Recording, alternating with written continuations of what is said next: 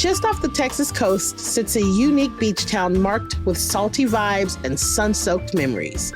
Port Aransas is a place where family traditions unfold naturally, and beauty lies both in island views and the unhurried moments between adventures. One visit, and you'll see why generations of Texans have anchored their traditions to the island life. Start your new favorite family tradition in Port Aransas, Texas. Go to visitportaransas.com and plan your visit to Austin's beach. Picture this. It's a perfect spring day. You and your crew are soaking up the sun, live music in the background, craft beer in your hand, wandering past rows of breweries, local vendors, and food trucks serving up some serious flavor. That's Wild West Brewfest, and it's happening April 11th and 12th in Pflugerville. It's the ultimate craft beer festival run by the Rotary Club of Pflugerville, and every pour gives back, with net profits going to scholarships and local charities. So, tickets are going fast. Grab yours now at wildwestbrewfestpflugerville.com.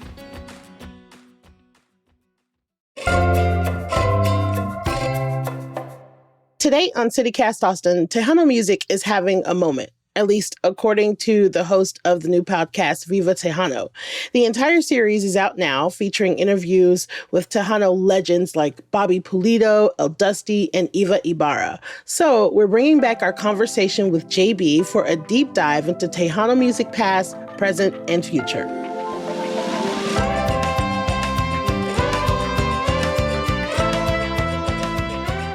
It's Thursday, April 3rd. I'm Nikki Devon, and this is what Austin's talking about.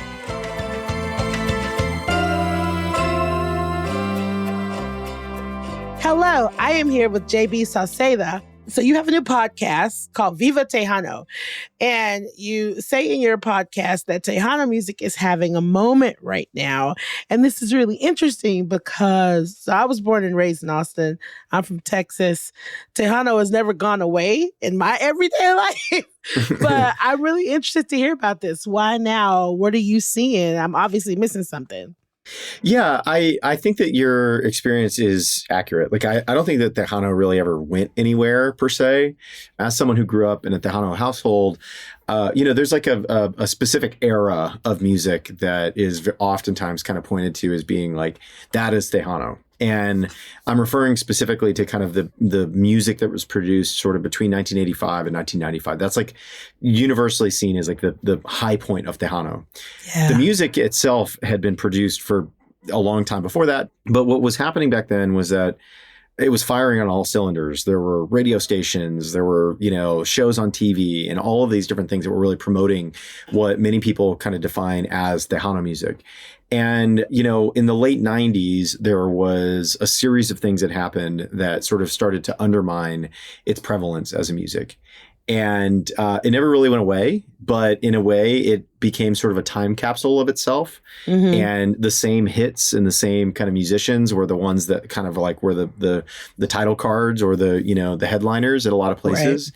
Right. And the infrastructure sort of like disappeared. And so what's been interesting is that I think, what I've noticed is that in the last 4 to 5 years in particular, a lot more regional Mexican music, which had always kind of been on the fringes of what people define as Tejano, has started to really take off. And as a result, I think it's created an opening for what I would define, or many people would define as Tejano music, to kind of come along with it. And so you've seen more, traditionally Tejano musicians start to play with what's defined more as the regional Mexican music. You're seeing more cumbia music being incorporated into other Latin styles of music, et cetera. So again, it never really went away. I mean, we've been having backyard parties and playing it in our garages all this time, but I'm seeing this sort of newfound interest in it and like a newfound relevance for musicians outside of the audiences that have been the core audience. It's so funny that you said that you brought up cumbia. Cumbia is having a moment right now. Mm-hmm. I'm hearing it everywhere. It is delightful. Mm-hmm. I love me some cumbia. So, but I want to stop right here and talk about specifically what Tejano is. How do you define Tejano music? Tell us what it sounds like and what instruments are involved for anybody that might not know. Now, it's everything from Selena, which predominantly played a lot of cumbia, and it's music about love and loss and heartache and happiness, all of the above. There are artists that like, a band called Mas that, fits squarely into the orquesta kind of like subgenre. Mas, they played a lot of old standards like Gabino Barrera, which had been like an old, song from, turn of the century that they, modernized. And it was a really great like dancing kind of country style with keyboards. And then you've got like Fito Olivares, who, also cumbia and had like crazy, wind instruments. And so I think that the average person would distill it down to, or the average Tejano would distill it down to having kind of a polka influence and a sort of storytelling kind of type of songwriting. Tejano music really originated out of, a like conjunto is really like the roots music, which is really a bajo sexto and an accordion. Can you tell everybody what a bajo sexto is that might not know? Yeah, so I'll probably butcher this too, but it's like it's effectively like I think it's a 12-string guitar that will act as like the bass line in conjunto music. And so typically, you'll hear it played. Nowadays, conjuntos will be a little bit bigger, maybe somebody with a snare drum, et cetera. But like kind of at its roots, it was an accordion and the bajo sexto, which was like this slightly bigger guitar with 12 strings. And yeah, it would kind of act as like the percussive and bass line of conjunto music. And, somebody would sing music or sing lyrics over those two. But that's really where it originated from. And it started and was heavily influenced by German polka music. If you listen to old conjunto music, you would say like, oh, if this had English or if this had German, this would be polka for the most part. But outside of that, I think that, again, like the fringes of Tejano music, you're going to start to incorporate, and on my playlist, you're going to have some norteño, you'll have some regional Mexican music, and cumbia, obviously, it will sort of break out of that. But Tejano in its purest form, to a lot of the purists that I've talked to, it sounds more like a kind of a polka with like maybe some keyboards and horns, and obviously in Spanish as opposed to German, and it's definitely a dancing kind of party type music. So it's so funny that you bring up the accordion, because like for me, I mean, you're really broadening my brain right now, because for me, when I think about Tejano, I always think about the gritas and the accordion, because that's just what I grew up listening to. And I'm really loving you making that cumbia. I don't know why I've never attached it with cumbia until this moment. I think that the academic description might, like someone taking an academic approach to this would probably break it apart and say like Tejano is this and cumbia is that. Yeah. And I take an anecdotal kind of lens to it, which is to say like what was playing at the weddings that I went to as a kid, or the quinces that I went to as a kid. Yeah. That's the first time I heard it. Yeah. They were like right next to each other, right? Like one song would be Emilio Nevaida playing,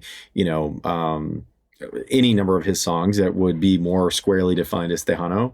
And then the next would be Selena playing, Cargacha. And that song was very cumbia. And so again, for me, I define Tejano and the podcast is intended to kind of capture the experience as opposed to being like an academic understanding of like the differences of the nuances around it. And it's intended to kind of like, capture this nostalgia that I think a lot of people have my age, I'm 39, this nostalgia for that childhood of like waking up on the weekends, hearing this music playing in the house while your mom was cooking or your dad was like working in the yard, whatever. And, talking about like what happened, like, why is that not as pervasive? Like where did it go? It didn't disappear, but like, where is it? Why is it not having a heyday in a bigger way? Or why did it sort of seem to take a punch in the gut in the late 90s? Your podcast series focuses on this, on the height of Tejano music, mid to late 80s, early 90s. And, that, of course, tracks with my life, right? I remember those were the first moments that I was, invited to a quince and hearing it, or one of my best friends when I was younger it was this trio of sisters in this family in my neighborhood, the Castro family. And I was just at their house all the time because they had the best food and their mom was amazing and they loved me and they would let me come over. And I just remember that entire time in my life was full of just like Tejano music and being in the backyard and the smells and the sounds and sharing plates and sharing music. And so like, tell us about that golden era for you. How did it play out? So the premise of the podcast, and really the way it got started, was based off of us getting access to these archives to a TV show called Johnny Canales, or the Johnny Canales Show, which was like huge in that period. And Johnny Canales was a musician himself. He started this TV show as, like I think its early beginnings were kind of steeped in the sort of local TV, public broadcast, kind of like part of television. And it eventually grew into this much larger, much more widely distributed show. And that era for me, the show was on the air in kind of the form that most people think about it until the mid-90s. And so my experience was, on the weekends, we'd wake up on Sunday morning, go to church, and when we'd come home, this TV show would be on the air. And it was like watching American Bandstand, but for like, Tejanos, Mexican Americans that live in Texas. Right. And the great thing about that show was that Johnny really incorporated norteño, conjunto, like all different types of music into one platform, and then gave it this like wide distribution. And it was being broadcast all across the United States to many countries in South America. So it really was at this like fever pitch. And so people in Mexico were hearing Tejano, we were hearing regional Mexican, and then exporting it to the rest of the world. And so I think that, for me, it was exactly like what you described. Tejano music was always this like sort of background soundtrack to my house. And we talk about this a little bit on the show. The thing that was complicated about the experience for me is like, my parents were migrant workers. My dad used to travel between South Texas and Chicago with his family as they were looking for work in construction and farming. I grew up in a middle-class household. My dad eventually went off to college, supported a middle-class household in Southeast Houston. And so the experience of being around that life experience was there in the form of me, my dad taking us to go see my family in South Texas and talking about those upbringings, or that upbringing. But like I was not a migrant worker, so like I listened to that music because my parents listened to it. And some of what was being sang, like, resonated with me in the sense that it was like music that my parents really loved. But it was really this like kind of soundtrack to our life. And it was a music that my parents were really proud of.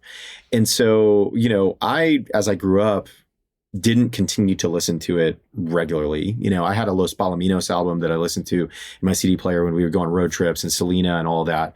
But as I became a teenager, I started to listen to classic rock and the pop music at the time.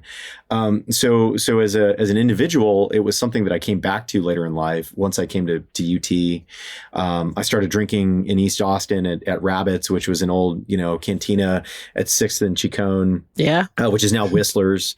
There's a mural to Rabbits in the back. I used to have beers with council member Jose Velasquez. He and I met there, and way before he became a council member, and he was a community, activist. Shout out to Jose Velasquez. Yeah, we would have beers, over in East Austin and talk about, a lot of this, and we would go punch in a bunch of numbers on the jukebox and listen to Mas and Emilio and Intocable and everybody else that was on that jukebox for a long time. And so to me, now it's something that's important for my kids to like, connect with, and for me to want them to understand and to love. If we're overly pure about what makes Tejano music being the thing that existed back in the 80s and the 90s, then yeah, it has a shelf life. And part of what I'm trying to explore on the show is enlightening people, including longtime Tejano musicians, that it didn't really die. It has continued to evolve. Some of the infrastructure that helped promote it that existed, like Johnny Canales and some of the radio stations, aren't there. So it does take a little bit more work to go seek out the modern musicians and the modern artists in the space. I love it. You're giving me a segue into my next question. Yeah. Talking about local Austin spots, I remember kind of right down the street from where you're talking about, the bar that is now the Violet Crown Social Club used to be a place called Iron Gate Lounge. Yep. And I remember before it was switched over to the VC, it was the Tejano bar that had one of the best jukeboxes I've ever seen still in my life. And it spanned from Tejano, all like cumbia, all the way to classic rock. I remember Dance Across Texas as being a really, really strong Tejano, like, place to hear bands and stuff like that. So what are some local Austin spots or like stations? Rabbits for a long time had actually been sort of a political hub, I mean, especially a lot of the old school Chicano, Raza Unida, like the crowd that was like part of that back in the 60s, 70s, 80s, et cetera, like that was like kind of a cultural hub in East Austin. I didn't get here until 2003. The places that I would haunt kind of back in those days were obviously Rabbits. And there was a bar called Kelly's Place that was at the end of the street. That is no longer there. The Iron Gate. There was also a place called Miss B's, which was about a block away further west and north of 6th Street. That was a great little Tejano bar. But back then, there was a ton of Tejano music all up and down that row. People talked a lot about being frustrated that Rabbits shut down. And I am, I'm sad that place closed. Right. But Rabbit Duran owned that bar, that building. He bought it for something like $27,000, like back in the late 60s. And so, when he decided to shut the bar down, I talked to him about it and he was like, I could keep selling these, the coldest beer in Austin to you, $1.75 Miller High Life. And it's great. I love doing that. Or I can rent my building out for, like $30,000, whatever the rent is. I don't know. Yeah, I mean, it's a lot of money, Exactly. And so I do think that there's a little bit of a two-sided coin to the change that's important to kind of take into account. Like in Rabbit's case, he was in his 80s and he was ready to move on. And his son, Ryan, wasn't interested in continuing to run the place. And so they, Rabbit ended up leasing it to who owns Whistler's now. And there's this beautiful mural of him in there. And he used to hang out there all the time until he passed away. Some of it for sure is just the changing demographics of the city. And that's a thing that we have to kind of manage as a city and like kind of ask ourselves, like, who and what are we attracting here? And who are we driving out? And then there's a part of it that's just like, pragmatically speaking or practically speaking, it's just a changing of tastes. And like my parents who listen to Tejano music and love Tejano music don't go to dances anymore. They don't go to clubs like that anymore. I like at least that the building is still there. I like that because then you can drive. And they kept Rabbit's name, Right. Yeah. You can drive by there. You can still see it. You can see evidence of that culture and that history. I think that even just that is like, hell yeah, like that's important. I love that he got to do that.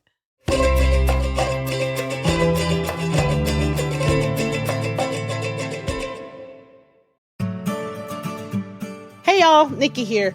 I wanted to tell you about something that you need to save the date for. Austin Community Foundation has been a trusted partner in local philanthropy for individuals, families, and businesses looking to do good in Central Texas. And on April 29th, Austin Community Foundation invites you to Austin in Common at ACO Live Moody Theater. Now, this is an event like no other. It's focused on storytelling. emceed by Miles Blockson, the night will feature 4 community leaders who will share their Austin stories. Their diverse experiences of living, working, and raising families right here in Austin. It's a chance to celebrate our togetherness because no matter who you are or where you're from, we all have Austin in common. Sponsorships and tickets are available at austinincommon.org. So get yours today. That's austinincommon.org.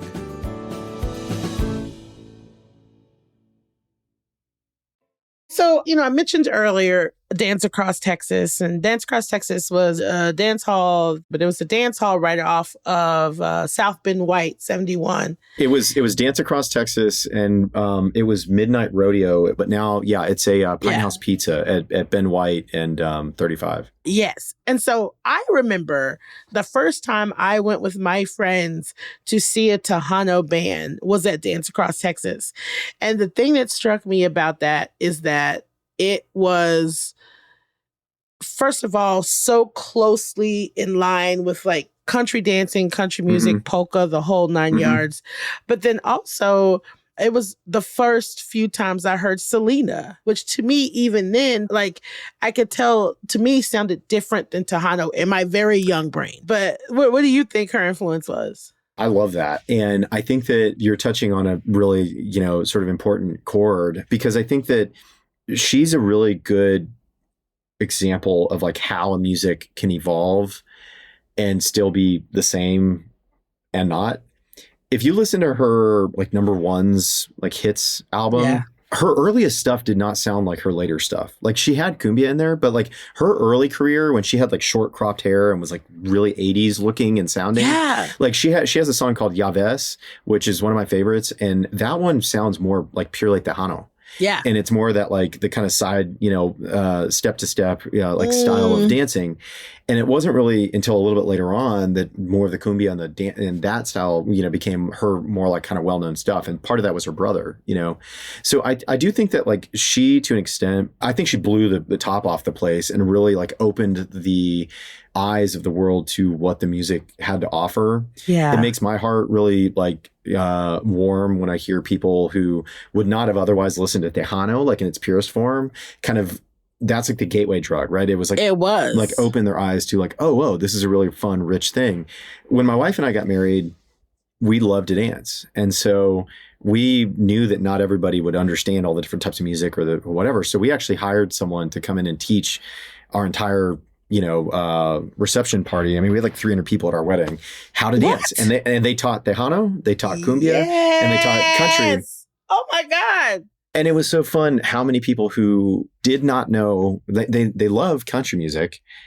And they were like, we would totally dance to that if we knew how. And we're like, actually, it's easier than country. The two steps a little more complicated. With Tejano, it's just literally going back and forth. And so to me, I think, even that bar, Dance Across Texas and Midnight Rodeo, they all had it figured out for a long time. There would always be a Tejano night. If you grew up on country and you only speak English and, you're not Tejano, you might not inherently think like, oh, Tejano music is for me. But the thing that I'm really big in trying to promote with this podcast is the understanding that like the lyrics are basically the same. They're all about love. They're all about loss, heartache, and heartbreaks.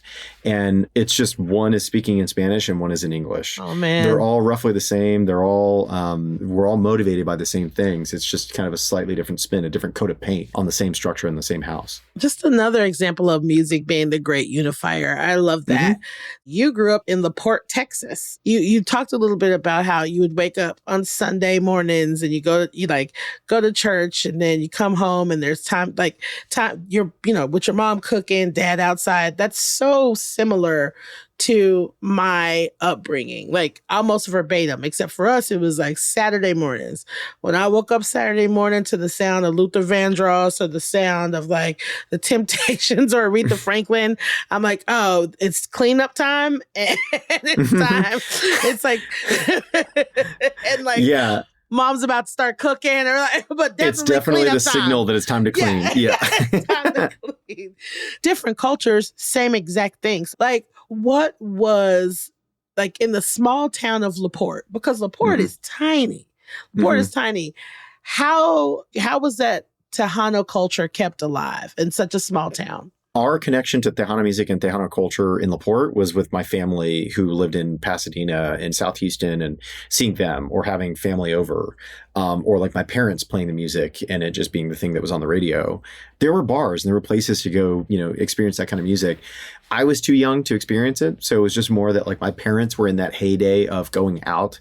They were going to the dances at those bars. They were, we would get a babysitter and they would go out for the night to see Selena or Culturas or Emilio or Maz or whatever. So then they were coming home and playing it. Right. Most of like our connection to it was actually more so like in Pasadena and like South Houston. Love it. I love it. So let's go back to the podcast. I'm curious, like who are we going to hear from on the series? Yeah. So the podcast, I think most people will probably assume that we're interviewing nothing but like Tejano musicians. And the truth of it is that like we are, in the sense that the people are all Tejano. but they are not all Tejano musicians. Bobby Pulido is one of the better known and probably the biggest. I mean, he's the number 2 most streamed Tejano musician on Spotify. I've interviewed El Dusty, who is a DJ and producer in the music production and other Latin genres because of that. We interviewed Sunny Sauceda, who is a longtime Tejano music performer who's just made a transition to country music. Joaquin Castro, who maybe he plays some instruments, but he's a congressman, and represents San Antonio, which has been an epicenter of Tejano music. And so the idea of this podcast is to try to give people a full view and 360-degree perspective on kind of Tejano culture and Tejano music, but it's not intended to just be a who's who of Tejano musicians. I love that. Have you found that there's anyone that's kind of filling the Johnny Canales void as this, as Tejano is kind of coming back? Is anybody trying to fill that void? I think TikTok. That's my theory is that TikTok is because, I am finding more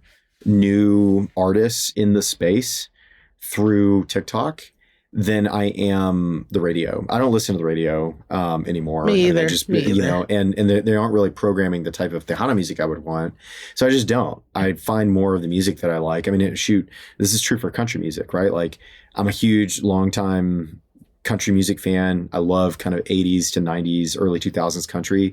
And I discovered Zach Top because I saw a lot of his, social media, and I don't know that I would have found his music. I certainly wouldn't have found it just playing my honky tonking playlist on shuffle for the 1,000th time. Right. Yeah. So there's a little bit of discoverability that's happening through TikTok that I think is really unique. You're really bringing up a good point right now, because I think back when Johnny Canales was doing it, there was no accessibility. You know what I mean? And so that was the single place. It was radio or his show. Yeah. Yeah. There's no gatekeeper. There's no. Yep. Well, there's a band called the EZ Band that I love. So this is I grew up on the Cranberries, and this band, this Norteño band, popped into my feed, and they're playing the song Linger in Norteño style. And so then I go and I click into their feed, and they've got songs that they're basically taking Norteño songs that the average person who doesn't speak Spanish wouldn't know what they're saying, and they're singing them. They're playing the song, but they're singing them in English. Yes. And so that is a tool and that is a vehicle for discoverability that did not exist 20 years ago. The kind of takeaway that I'm getting from having worked on this show now for a little while is not that the music has dramatically changed or that there's something new that people are doing to it. It's that the discoverability has shifted, and there was a long history of gatekeeping through radio stations, record labels, and shows. And you kind of had to know somebody to get the big ones on any one of those 3. Yeah. And then when Tejano music fell out of fashion with those 3, it felt like it died, but it didn't. And here more recently, the gatekeeping is kind of over. And now you kind of have, for the first time ever, the ability to really grind it out online, not just on shows or through shows, and build an audience. And that's a really beautiful thing. A really good example of what you're talking about is there's a band called La Lome. And they're not Tejano, I don't think. They're more cumbia. But literally, I'm sitting at my house one day and scrolling on TikTok, and I hear this song with that, I call it, it's like a shuffle, that shuffle beat of cumbia. I know there's a much better way to say what it is, but that's what it makes. Yes! Yeah. It's so distinctive. It's so distinctive. And within 5 minutes, I was obsessed. Within a month, I was at their concert. That kind of quickness is just not something that has happened in any other time other than now. There's this melding of cultures that's happening generationally as well, where we did all grow up with one another, and we're talking about these similar experiences, and there's an open-mindedness. I mean, one of my favorite TikToks was this guy, this young-looking African-American man sitting there going and he literally says to the camera, he's I get asked all the time if I can speak Spanish. And I say, I don't speak a lick. And then he starts playing one of the hits from Grupo Frontera, and And he's definitely not singing Spanish. He's just mumbling like what he thinks the words are. But he gets up and he starts dancing immediately. And what I loved about that video was that he's touching on the point, which is that like a good beat like is pervasive and it connects all, right? And and he gets up and he's just like having the blast and singing and like showing the emotion as a music and as a people. Like we can't gatekeep on what isn't Tejano music, because like if we do that, it actually forces people out of it. It creates like an exclusivity. And I like when I saw that video and I was like, yes, like this is amazing. Yeah. It clearly resonates if you make it available to people. Yeah. My mother speaks fluent Spanish because she's a nurse, and she would teach us a little Spanish as kids because she just wanted us to know some She knows things. more Spanish than I do then. You know? But before I was speaking in Spanish, I was singing in Spanish. I was singing Spanish that I didn't know what they meant. I didn't know what the lyrics meant, but it feels beautiful to sing it. And it feels so great to move to it. I would sing those songs even without really knowing exactly. I would ask my parents, what are they saying here? You know, but you can just feel the emotion. And that's what's most important to me, is that like people just connect with it in that way. So I think a lot of times when people think about Tejano, they just think about it as being a type of music. And you've touched on this just a little bit, a couple of times in this, since we've been talking. When I hear you talk about it, you say, I am Tejano, or if a person is Tejano. And so that there is no confusion, I really would like for you to kind of expand on what that means for you. Yeah. So Tejano, for me, is like the music is sort of second. Tejano is a term that refers to people of Mexican American descent that are from Texas, you know, born in Texas, live in Texas, et cetera. You know, so in my case, like my mom's side of the family has been here, you know, in the Corpus area since before Texas was Texas. And, you know, my dad's side more recently, my great grandfather that came over from northern Mexico. But, you know, there's like a distinctly different, you know, food, dialect, you know, all of the above for Texas Mexicans, that is different from, I mean, shoot, within Texas, like El Paso Mexicans are different than the San Antonio and very different from the Rio Grande Valley. Tejano moniker is kind of meant to sort of like just be descriptive of like, we're from Texas, and that's got kind of its own little spin on Mexican American culture. And then the Tejano music is, you know, distinctly from here because it took such big influence from the German music that was prevalent at the time that all of this mixing was kind of happening in the late 1800s, early 1900s. So it's really just sort of like a internal to Mexican American culture. It's used to kind of define it a little bit more distinctly. And then the same thing goes for the music. I think that it's got its own distinct sound, but you can find it really wherever you go. I mean, there are Tejanos all over the United States. There's big pockets kind of in the Pacific Northwest. In Chicago, there's a ton. I have family up there. They'll have Midwestern accents, but they're all from South Texas, and they all play conjunto music, you know, especially in the last few weeks, if people have been kind of asking like, oh, what's going on in the Rio Grande Valley? Like I thought Latino voters were a monolith. It's like, no, you know, there's nuance between San Antonio and the Rio Grande Valley. Yes. There's a lot. And so Tejano is just our attempt to capture that. Just as there's nuance everywhere, y'all. Yeah. Yeah. I love that. It's funny. I have a couple of close friends that as our friendships have grown, they have really started identifying as Tejano. Like, and it's been really wonderful to see that happen. So why do we need Tejano music right now? I don't know that I would say that like we need any type of music more than any other at any time, but I would say that there's an opportunity to revisit it for a younger generation. And I think that there's a like openness to incorporating it into some of the other like wider adoption of Latin music. You know, when one of the leading artists, pop artists, you know, whatever, hip hop artists on the radio today is Bad Bunny, who 99.9% of his music is in Spanish, and it's being danced to and listened to by people who don't speak Spanish. Like, why not also Tejano or music made by Tejanos?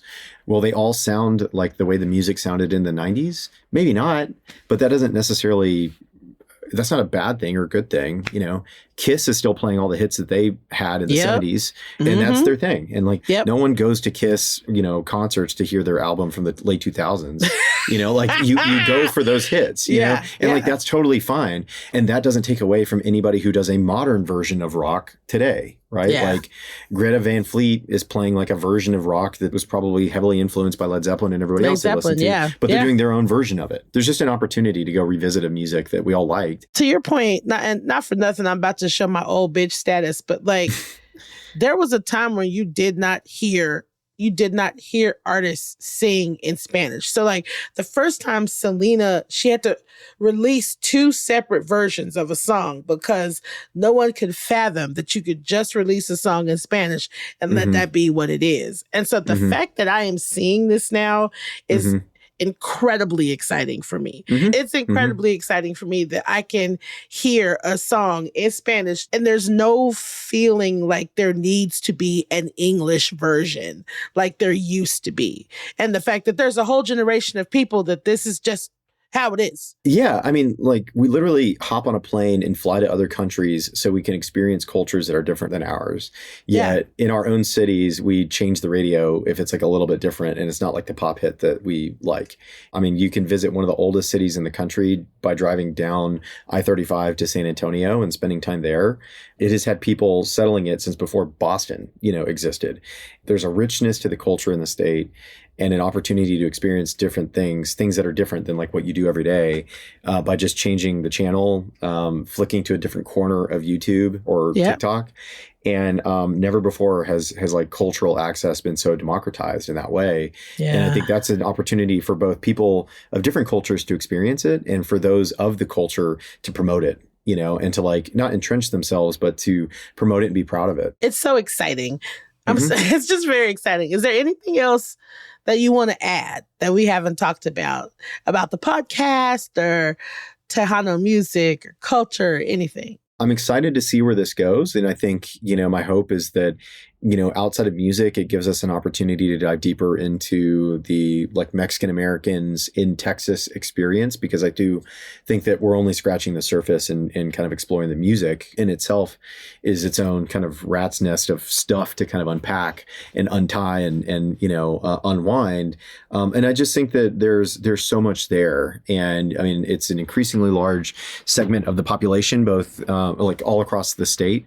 And I think that, I always cringe a little bit when I hear people, especially in politics, kind of speaking unilaterally or monolithically about like Mexican culture and Mexican identity, because I think that it's complex. I don't expect everyone to understand it. I don't walk around, believing that everybody would totally get it. But I do believe that it can be made into an interesting conversation that people would find, worthwhile to explore. And my hope for the show, and part of the way that we're recording it and talking on the show, is in a way that it's like not just for insiders. Like it is for anybody to go like, oh, I didn't know that. Yeah. And to just kind of like be into it because they live here. And so it's not a show for, only for diehard Tejanos. Hopefully, I believe that if you grew up on it and you love the music, you're going to get a lot out of the show. And if you didn't, you'll be enlightened by, the similarities and the interesting kind of details that we dive into. All right. Well, I am all in.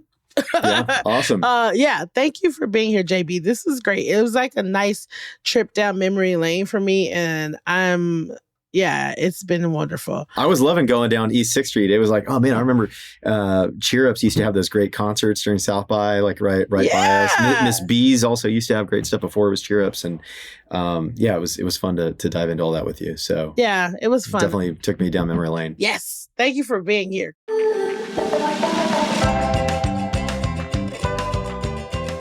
That's all for today here on CityCast Austin. You can find links to Viva Tejano and JB's social media in our show notes. If you enjoyed the show, why not tell a friend, rate the show, leave us a review, and subscribe to our Hey Austin newsletter. We'll be back tomorrow morning with more news from around the city. Bye, y'all.